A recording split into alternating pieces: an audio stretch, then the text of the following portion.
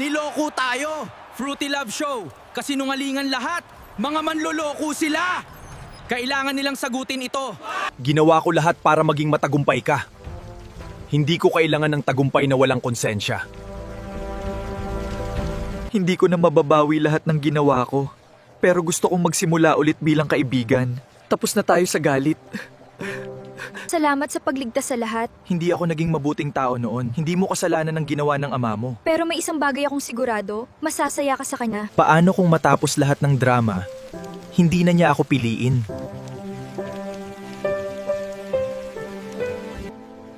Hindi pala ako naghahanap ng perfect love. Ikaw pala.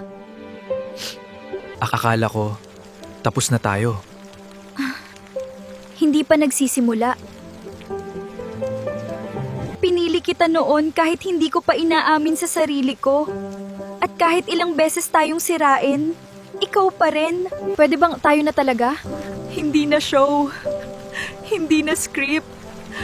Totoo na.